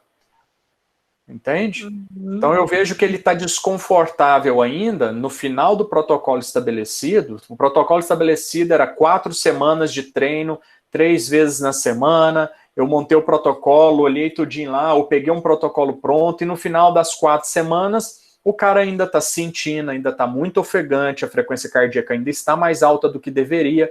Eu não vou perder tempo reavaliando ele ali.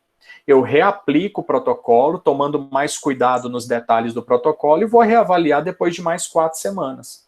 Uhum. Agora, eu não preciso ficar mantendo o mesmo treino que eu fiz nessas 4 semanas nas próximas 4. Então, eu fiz treino aqui 4 semanas, não vou manter o mesmo treino, senão meu aluno vai cansar de mim. Eu vou mudar os treinos que ele estava fazendo aqui para o que ele vai fazer nas próximas 4 semanas. E qual que era o objetivo? Melhorar o VO2. Qual que é o objetivo aqui? Melhorar o VO2. Pode até ser, isso que eu ia falar, pode ser o mesmo objetivo com um treino diferente, né? Exato. Se o seu objetivo é evoluir o VO2 da primeira setinha para a próxima setinha de sobrecarga, você tem que manter o mesmo objetivo.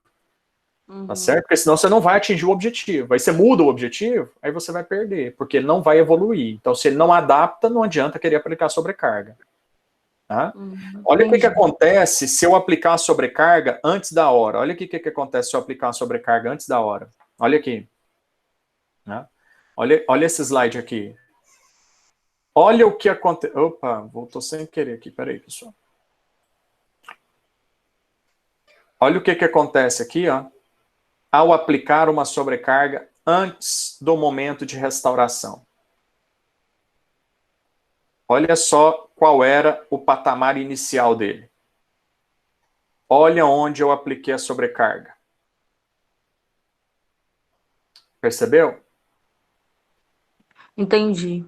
Se eu não esperar o organismo dele restaurar, no mínimo, para aplicar nova sobrecarga, restaurou, aplicou nova sobrecarga, restaurou. Se eu não esperar isso, nem constância eu consigo. Olha o que vai acontecer se eu aplicar sobrecarga antes da restauração. Olha o rendimento dele. O que vai acontecer? Overtraining. Se ele não lesionar fisicamente, overtraining. Então você vê o cara que começou a treinar, o cara fazia 8 quilômetros em 45 minutos, né, Leirielto? O cara fala, corre 8 quilômetros, 45 minutos. Aí o cara vai, 8 quilômetros, 45 minutos. Aí ele aumenta a velocidade da corrida dele. Mas o corpo dele ainda não restaurou. O cara está começando a fazer 8 quilômetros em 50. 8 quilômetros em 55. Ele tá caindo o rendimento. Se ele continuar tentando fazer isso, ele vai ter uma lesão física, uma lesão fisiológica, alguma coisa vai acontecer com ele. Né? Então, por isso, eu tenho que esperar ele atingir o patamar mínimo, no mínimo, para manter. E esperar que o corpo dele possa, então, restaurar, oferecer uma supercompensação para eu chegar neste patamar aqui, aplicar uma nova sobrecarga para ele crescer. Agora, o crescimento ele pode ser vertiginoso, como ele pode ser mais moderado, não tem problema. Desde que seja positivo, seu aluno ele vai te valorar. Caso contrário, ele começa a não te valorar e vai falar, esse personal aqui não me dá resultado. Por que eu não dou resultado? Porque às vezes eu fico tão ansioso em oferecer resultado para o cara que eu aplico carga antes do momento adequado. Aí ele vai ter prejuízo, pessoal. Aí ele vai ter prejuízo. Tá? Então eu tenho que pensar bem antes de aplicar essa sobrecarga. E Milena, uma coisa importantíssima para você saber qual é o ponto de aplicação de uma sobrecarga, além de testar, é praticar a modalidade a qual você está treinando seu aluno.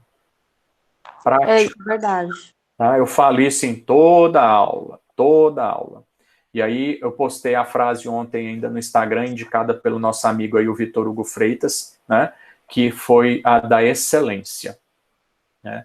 É uma frase que já vinha sendo usada por Aristóteles a vida inteira. Né? Excelência não é você ir lá e fazer. Excelência é você ter o hábito de fazer.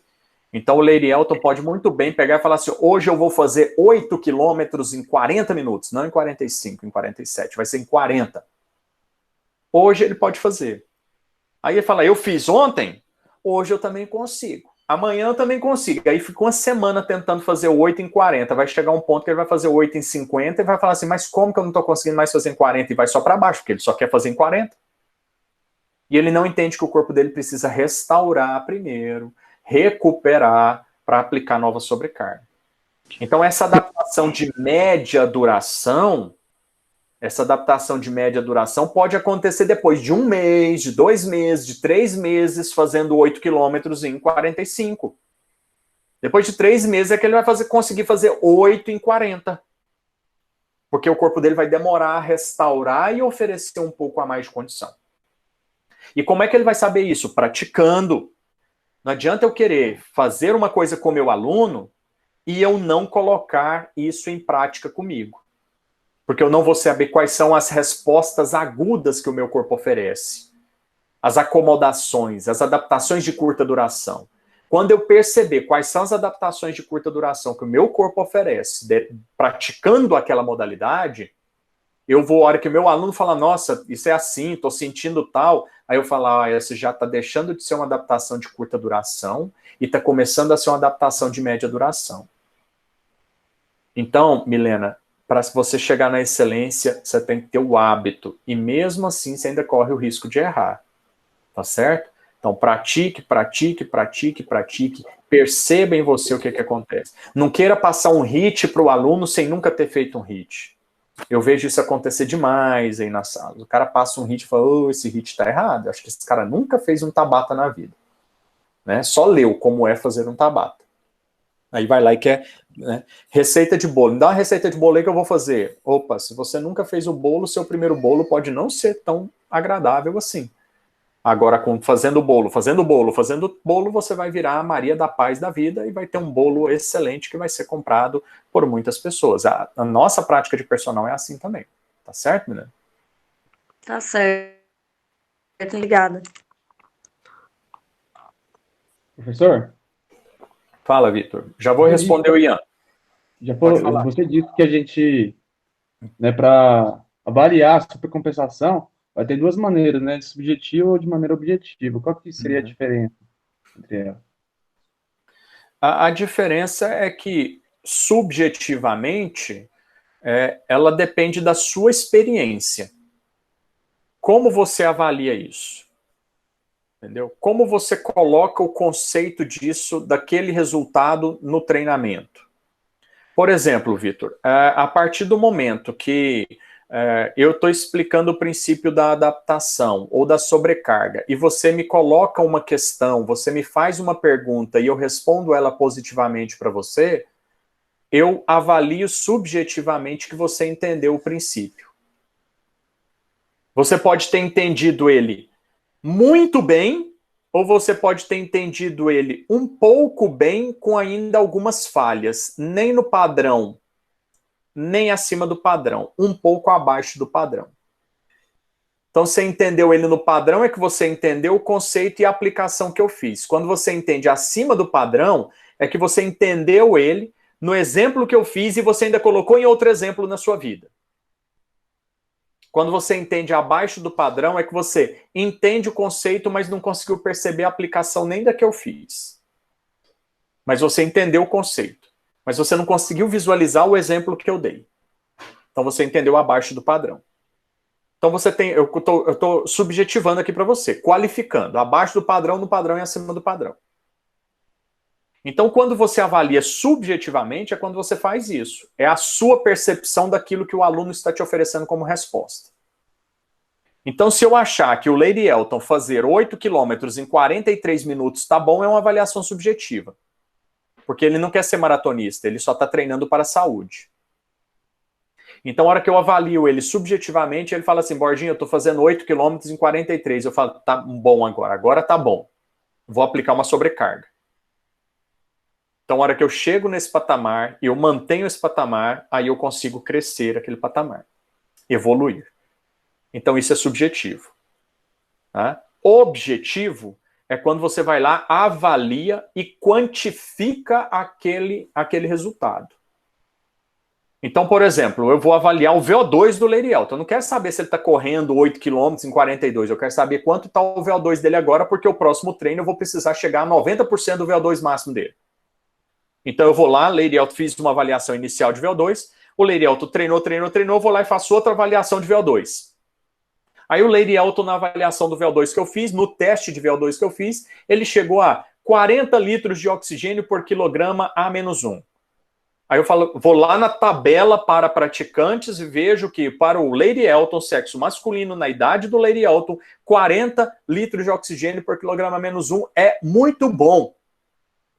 Então eu quantifiquei e ainda valorei isso, ainda fiz uma avaliação de valoração. O Lady Elton atingiu 40 e está muito bom.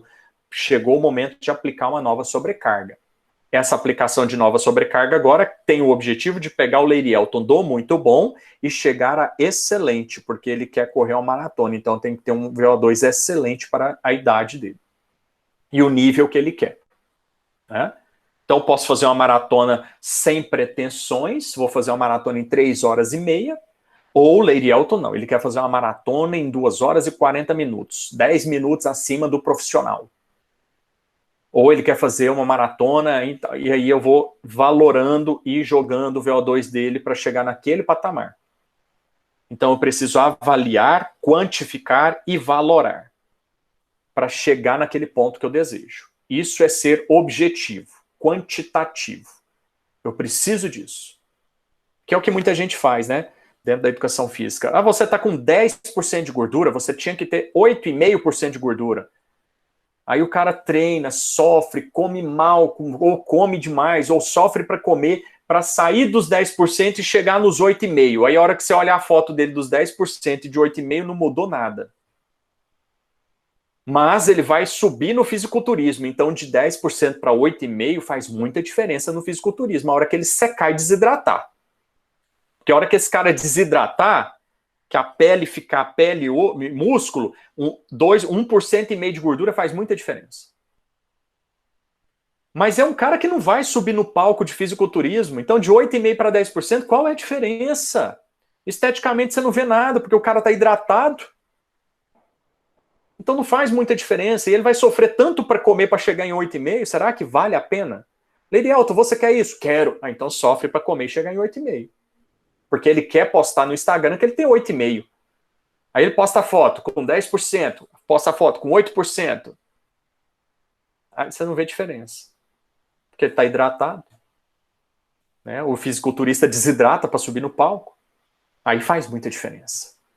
Então, qual é o objetivo do meu aluno? O que eu quero? Isso aqui precisa mesmo disso ou não preciso disso? 10% tá bom, é a mesma coisa de 8%, não vai fazer tanta diferença. Você quer baixar para 4%? Aí faz muita diferença. Mesmo hidratado. Não, então eu quero baixar para 4% de gordura. Então vamos lá, de 10% para 4%, você vai comer assim, assim, assado, treinar assim, assim, assado. Aí o cara sai de 10%, bate 4%, aí você olha a foto de 10%, olha a foto de 4%, aí você vê diferença, mesmo com o cara hidratado. Aí você fala, então esse é o objetivo? Então vamos lá, quantificamos, treinamos, aplicamos a sobrecarga, come certo, e aí vai chegar lá nos 4%. Avalio de novo, chegou nos 4,5%, não foi 4%, foi 4,5%, tá ótimo. Então é assim que a gente faz, avaliar, avaliar, avaliar. Então não te pergunto aqui à toa. Gente, entendeu? Ficou claro? Qual é a dúvida que ainda resta?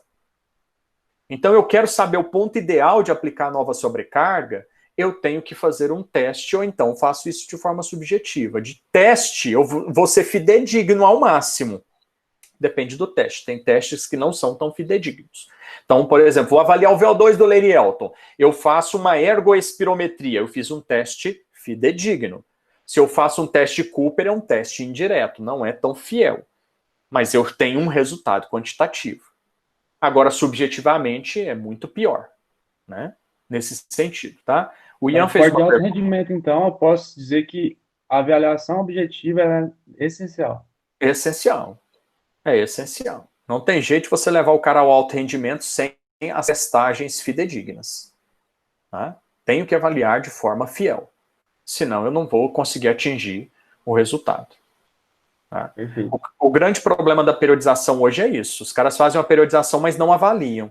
Aí o cara não atinge o ápice de rendimento nunca. Não vai atingir o ápice de rendimento nunca. Tá? Deixa eu só tentar responder o Ian aqui, porque já tem tempo que ele colocou a pergunta e a gente volta à discussão. No aluno iniciante, esse segundo ponto para aplicação da sobrecarga é considerado o estímulo de médio para forte? Sempre, Ian. Não é só no iniciante, não. No atleta de alto rendimento também. Tá? No atleta de alto rendimento também, esse estímulo aqui, esse ponto da curva aqui, tá? Tanto este ponto da curva... Opa, tem que fazer um negócio aqui. Tanto este ponto da curva inicial aqui, porque eu estou dando só um exemplo, tá? Então, este ponto inicial aqui de aplicação de carga, tá bom? É estímulo de médio para forte. Desgastou, restaurou, supercompensou de médio para forte. Desgastou, restaurou, supercompensou de médio para forte. Se eu aplicar um estímulo médio, o cara vai no máximo ficar aqui, ó, mantendo a linha. Certo, Ian? Ele não vai evoluir. Você só vai excitar. Para promover adaptações, para ele crescer, o estímulo tem que ser de médio para forte. Tá bom? Sempre assim, não é só o iniciante, não. Inclusive o atleta avançado aí de qualquer modalidade, de qualquer objetivo. Tá? Bom, pessoal, esse é o princípio da sobrecarga. Tá? Eu sei que adaptação e sobrecarga misturam um pouquinho os conceitos e são os mais complexos. Por isso eu falei que hoje... Tá ok, Lucas, sem problema, tá? Hoje a gente ia ficar nesses 3 princípios iniciais. E eu sei que ainda semana que vem pode ter dúvida nisso, tá? Eu posso não ter sido claro em algumas explicações ou surgir alguma dúvida ainda com a sua leitura aí durante a semana. Então faça as leituras, anotem as dúvidas. Semana que vem, 7h30, eu conecto e já começo a responder dúvidas, tá? Aí a gente começa o conteúdo a partir desse slide aí, ó, que agora os conceitos, os princípios são mais simples, tá bom? Continuidade. Então a gente começa na semana que vem aqui em continuidade. Tá beleza, pessoas? Então são os princípios que a gente tem aí do treinamento esportivo, tá? Então a gente finalizou, vou até parar a gravação aqui, porque as pessoas me lembraram de gravar, né? Então, deixa eu interromper a gravação.